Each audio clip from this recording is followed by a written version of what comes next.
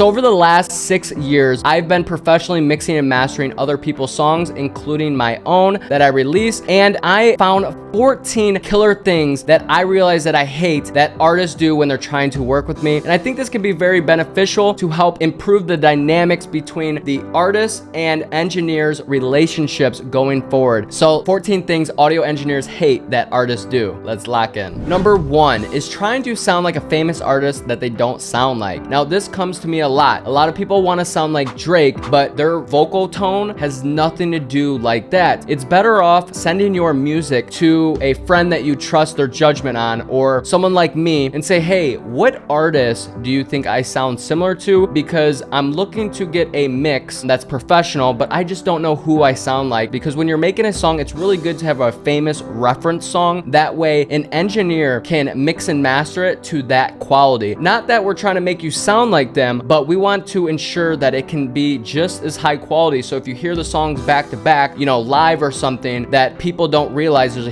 huge quality shift. So I highly recommend sending your music out to a few people, or you can email me and asking them, hey, what famous artist do I sound similar to? Number 2, sending a WAV file instead of stems. So a lot of people that come to me for mixing, I'll say, okay, send your stems or project file for me to mix, and they end up sending their WAV file. And this happens a lot when I'm asking for project files to fix for a YouTube video to mix them better, and people just send WAV files. Like, there's not much I can do with a WAV file to mix the individual elements of it, because you may have just needed an EQ tweak on your vocal to take it to that next level. So when engineers are asking to mix your song, or you're looking to get your song mixed, make sure you send your stems, which are the individual audio files, instead of the WAV file, which is just one file for the listener. Number 3 are the vocals are out of key. There is not much engineers can do when vocals are super out of key, because auto-tune only really works when a vocalist is singing in key. Then auto-tune sounds so much better. So if you take all these top people, let's take Future for example, who uses the max auto-tune speed, he actually is rapping and doing melodic vocals in the actual key of the beat, and that's why the auto-tune sounds so much better on him. So what you want to do to start getting in key is start doing some vocal training exercises, right?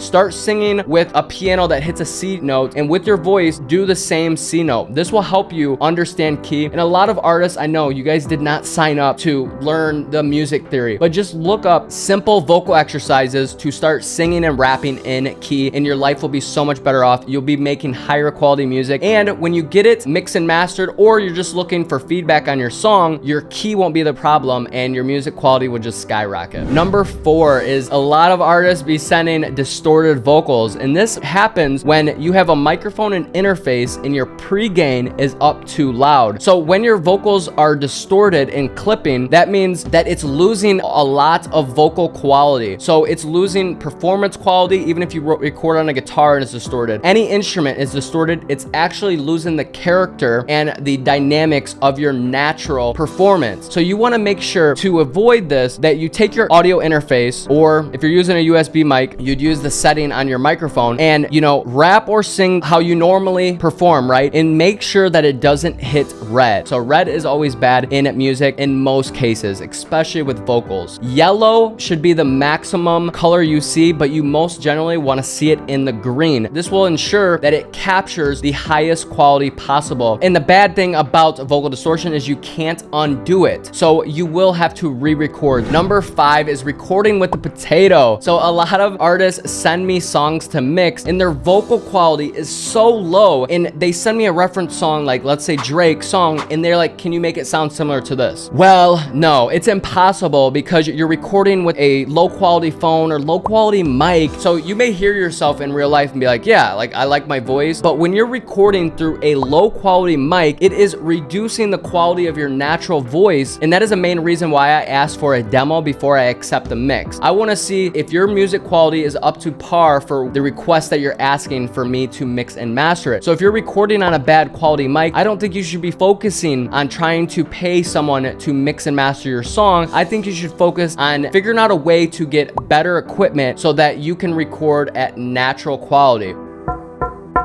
Enjoying this video? Make sure to smash that subscribe button down below for more videos like this. Number 6 is sending the stems the wrong way. So like I said before, stems are the individual layers within a song, and a lot of times people just export their stems without looking up a tutorial how to do it in their DAW. So they'll most likely send them the wrong length, and then I can't work on it because if I drag those stems in my project file to begin mixing, they're all different lengths. So I would have to line them up perfectly and listen to the demo, and that could take hours. So if you do not know how to send stems, just simply go on Google or YouTube and look up how to export stems in XDAW. So how to export stems in Logic Pro, in Ableton, whatever DAW you use, just look up that key term and watch a few videos and you're going to see the best way to send stems. All right, number 7 is asking for discounts. Now this is a huge red flag because as an audio engineer, I set my price to what my time is worth and my quality is worth in exchange for you to have a mix and mastered song. So right now, my mixing and mastering is at $100 per song. And when an artist asks for a discount, they're pretty much saying, hey, I don't value you at $100. So what I think is, okay, if you don't value me, why should I value your song in exchange for my time? If it's above your budget, then find someone on Fiverr, find a different engineer that can accommodate your budget. So I would highly suggest coming up with your budget per song that you would likely to spend for mixing and mastering. And if you don't have any budget, that is why we release presets. So you can literally download 5 free presets down below and start mixing yourself and tweak them to taste. All right, number 8 is another huge red flag, and that is claiming to be the next big thing. Now, you guys would be shocked at how many DMs and emails I get about people saying that they're the next big thing and that I should be their 40 to their Drake. And in exchange, when they blow up, they'll give me some royalties. And that is a huge red flag because they're pretty much saying, hey, I can help you out more than you can help me out. But if we help each other equally, we can just share profits or something on the song instead of me paying you because I'm the next big thing. So every single time someone hits me up with that situation, I deny to work with them because I'm not looking to work with the next big thing. I'm looking to work with artists that are putting in the work, willing to invest in their quality and realize how important that is, and humble enough to realize that they have to put in a lot of work every single day to reach their goals. Okay, so anytime someone claims that they're the next big thing, just realize they probably need an ego check. Number 9 is not being able to communicate their revisions. So this actually happens more often than not. This is not a red flag for me, but I've had some artists send me revisions and then be like, oh, also listen to it again, I had these other revisions and I don't know how to explain this. So they'll start sending multiple messages for the revisions, and while I'm working on the first revisions, I'm getting hit up 3 more times. Wow, there's more revisions. So I would highly suggest before you send in your revisions, listen on your phone, listen in the car, listen on the computer speakers, listen in your headphones, listen to any places that you can, and start taking notes on your phone and then revise those notes to be as simple and clear as possible. If you want something like more space on your vocals, just say that, you know, just say, I'm looking for more space on the main vocals. But if you just say, I'm looking for more space on the vocals, that means all the vocals. So I would turn up the reverb on the whole vocals, right? So just be clear as possible. And the cool thing about the website that I use to sell my mixing services, Engineers, they actually have where you can timestamp your revisions. You know, at 38 seconds, I want the ad-libs to be increased. So it will timestamp it for me to see as an engineer. It makes it a lot easier. All right, number 10 is having ridiculous revisions when the song itself sucks. So I've actually experienced this recently when an artist sent me a lower quality song. His vocals weren't in rhythm. The quality of the mic was really poor and he wanted me to perform miracles on it. But I accepted it, right? And I communicated that, hey, we can only take this so far, right? Like, it is poor recording. You're a bit off beat. I cannot make you sound like, you know, all these professionals, and I just want you to accept that, right? And he's like, okay, good. And then I send it to him. He's like, I really want it to be as high quality as Travis Scott. You know, I'm like, hey, before I accepted this, we had an agreement and this is sounding a bit ridiculous. So to avoid this, I would highly suggest before you send to an engineer or think about releasing it, send it to some friends you trust, some people that make music, some people that don't, and get their honest feedback. I mean, you're gonna see like, hey, you know, maybe re-record this, or hey, up your mic game, because if you go straight to mixing, you're kind of skipping a lot of steps. Mixing is one of the final processes of the song, and if all the other stuff is not good, you have to realize that you cannot polish a turd. Okay, so number 11 is asking to promote their song. So as you know, we have about 47,000 subscribers on this channel. So some people buy a mix from me and they're saying, hey, can you promote this on your YouTube channel? Hey, can you do a breakdown?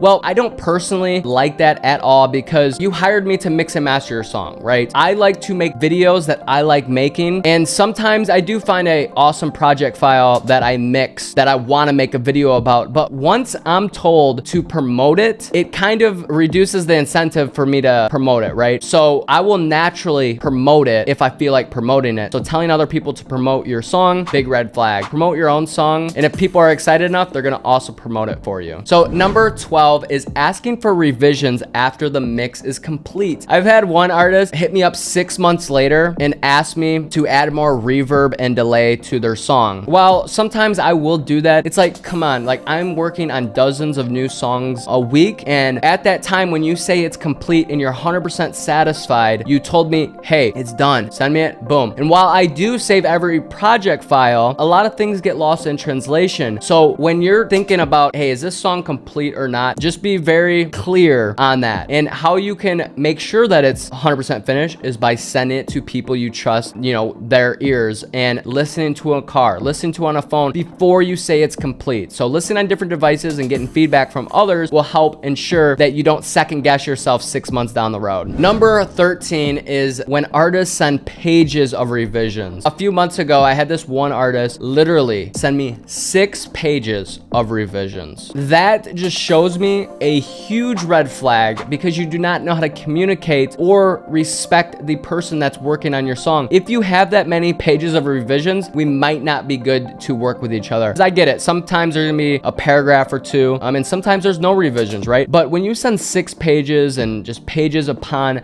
notes, it's a big red flag because not only does that take a lot of time to focus on, I can tell right away that even if I do all those revisions, you're gonna have 6 more pages of notes. And I did this as a personal experiment, and what do you know? This person not only had 6-page revisions, I did it. They had another 6-page revisions after, and some of those revisions would be the opposite of those last revisions. So I knew that their head was all over the place, and while they were listening, they were just typing out the first things they hear and then second guessing themselves and going back on it. They told me that, hey, I like the first mix that you did. Can we go back to that one? I'm like, you know what? We're not meant to work together. Simple as that. So be clear on your revisions and be considerate of that. The engineer is literally trying to make your song sound as good as possible. When you give 6 pages of notes, it's very demotivating and it makes me not want to work with you any longer. Last but not least, number 14 is asking to talk on the phone. Now, there's no problem with communication on the phone, but the problem with the artist and engineer relationship on the phone is that an artist will have a bunch of ideas. You know, that's very hard to remember all that stuff. And I've had multiple artists where I took their call and I always regret it because what happens is they give me all these ideas and, you know, I get to the song mixing process and I'm like, how am I supposed to remember all that stuff, right? You know, I'm working on multiple songs, I'm doing multiple things. Am I supposed to sit there on the phone and take notes while they're talking to me? No. So if you can explain it through your voice, you need to simply record you talking about what you're looking for, send that audio file to the engineer, whether it's on Instagram or anything, and then thus I can go back to that audio recording and remember what you're saying. This would just help it because when I'm working and mixing on a song, I usually have the notes from the artist pulled up and what they're looking for directly next to the song. That way I can easily reread them over. If we take a phone call, it's so easy to forget what you said on the phone. So that wraps up the 14 things that audio engineers hate that artists do. I hope this can help you have a better understanding of the dynamic of an artist and engineer relationship, and I hope it helps you get better at communicating and working with engineers. If you're interested, I do have a mixing service that you can check out below and get your song mixed and mastered by me. I have 100% satisfaction guaranteed. So if you're not liking the initial mix that I do, you can get your money back, no questions asked, because I'm only looking to work with artists that enjoy working with me. So if you're not satisfied, easily, boom, get your money back, no questions asked. And you can check out my link down below. And if you're interested in 5 free vocal presets to help you mix and make demos faster, you can check that out down below as well. And at baywoodaudio.com, we have a bunch of preset packs and mastering packs to speed up your mixing process. And actually, it is amazing that a lot of people that get my mixing services, they use my presets to find their vibe that they like, and then they're like, hey, I used Drip Too Hard preset from this pack, I'm looking for that sound, just elevated. And it gives me such a better vision to make your song and take it to the next level for you. So that is a really cool thing that I never thought would happen, but it happens more often than not. So if you're interested in watching my drunk uncle help me build my music studio, in exchange I turn him into a dope rapper, you gotta check out this video here.